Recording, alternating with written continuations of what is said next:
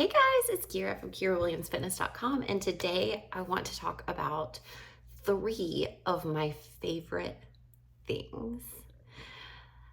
So before I get into it though, I just want to remind you that I still have one more spot open in my mentorship program. This is 12 weeks with the option to continue on beyond the 12 weeks of us working one-on-one with each other very closely. This is geared towards someone who really wants to make a significant lifestyle change when it comes to their nutrition and reaching their goals, because it's going to be a lot of communication. So in those 12 weeks, like, yes, you're going to have a workout plan. Yes, you're going to have a meal plan, but there's a lot of back and forth between the two of us where we talk about the decisions you make and why you make them, so that way we can really get down to the root of things. Because in my opinion, you can't really change something until you get to the root of it, right? So if I just say, hey, I just need you to eat like 1,800 calories a day and make sure that you get in 150 grams of protein. That's cool. You might be able to stick with it. But then what happens when at the end of the night, you are like, I'm starving, and you just eat like a whole huge thing of ice cream and then you hate yourself for it? We got to talk about that. We're going to talk about why you make the decisions you make and what the better decision could have been, why it was you made it, what other things that you can do. And we're gonna dive in deep. We're gonna look at that. And so I'm there. I'm supporting you along the way, and I'm just a text away. So that way, if you have questions or you need to talk about something, like, I'm there. Anyway. That is by application only, because like I said, there's a lot of communication, so we have to vibe and we have to get along great. So there is an application process, but you can find out more on my website, KyraWilliamsFitness.com. If you just go to the sign up page, there is information about that mentorship there. So anyway, with that said, let's talk about my 3 favorite things. But no, seriously, today I've got, don't mind me while I just go back over here and my notes. 13 of my top tips for you for traveling, eating while traveling, enjoying your vacation, exercising, eating, and traveling. Those are like my 3 favorite things. So that's what we're going to talk about today. And with summer around the corner, I know everybody's going to be taking a lot of trips, so we need to get prepared for those. All right. So these are my 13 tips for handling your nutrition and exercise and balancing your fat loss goals while traveling. So, number 1, don't do extra cardio leading in. Just do your regular workouts. I used to be the queen of this. I was going on vacation. I need to like get in, 30 extra minutes a day for like 2 weeks leading up to it. It doesn't actually do anything. If anything, it just takes up your time and it just makes you more stressed out. And we all know that week leading up to a trip, you've got a million things going on. Don't spend extra time in the gym doing cardio. It doesn't really, it's 30 minutes. Like, yeah, go work out, but like, you don't need to do extra. Okay. Also, don't diet beforehand. Just eat normally, because if you are restricting, then you're going to be there and you're going to be like, oh my gosh, I can have this and I can have this and I can have this. And you don't want that mentality when you're on a trip. Like, yes, you want to be able to go and experience and eat all of the things. I mean, one of my mottos is like, I never want to look back and wish I had eaten that. Eating is part of the travel experience. But you don't want to go into it with this like feeling like you've been restricted and like having FOMO and feeling resentful, because it's just going to make you go way overboard when you're on your trip. Number 3, start every single day with protein. I don't care if it's hard-boiled eggs. I don't care if it's scrambled eggs. Like, don't just eat a croissant. Don't just have a bagel. Like, put some eggs on it. Involve protein. Get some Greek yogurt. Have a protein shake. I don't care what you do, but start your day with protein. It's going to help balance your blood sugar, which is going to help you minimize cravings, and it just gives you a good base for the day.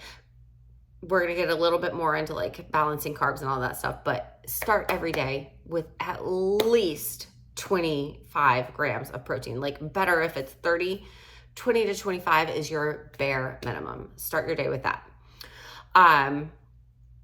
When you eat, do your best to prioritize protein. Carbs are so easy to come by. Like if you have like a free breakfast at your hotel, you're probably going to see waffles and cereal and bagels and toast. And when you go out throughout your day, you run into a coffee shop, you want to grab some water, there's probably going to be a croissant there. There's probably going to be a cookie. Carbs are super easy to come by.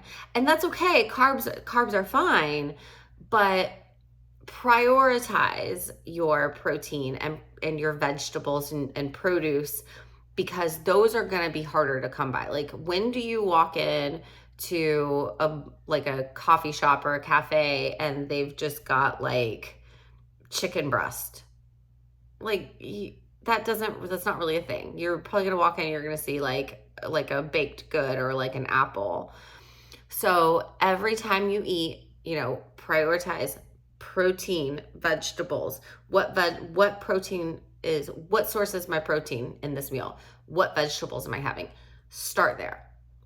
And then from there, layer in those little goodies. And then don't just snack and just like eat things just because they're there. I don't know when the last time gas station food was like actually like good. Like if you're on a road trip and you go into the gas station and it's like a road trip's boring and like they've got all these like, it's stimulating to like have food. But if you just need that like hand to mouth thing, eat grapes, eat blueberries, eat baby carrots. But like just because it's there, it's probably not going to be good. Like airport food or the stuff they give out on airplanes is garbage. And like I'm like hard no on those things. For me personally, I mean, maybe if you love them, okay, cool, but like that stuff's not good for you. So just because it's there doesn't mean that you should eat it. Like when there is something, and this is number 6, if there's something that you really, really, really want and you really love, by all means, absolutely eat it, enjoy it, savor it. But once you notice that you're just kind of mindlessly doing this, stop. Because, it's just then like what's going on there, You're just eating something just because it's there. You're not even enjoying it anymore. So be present, enjoy it.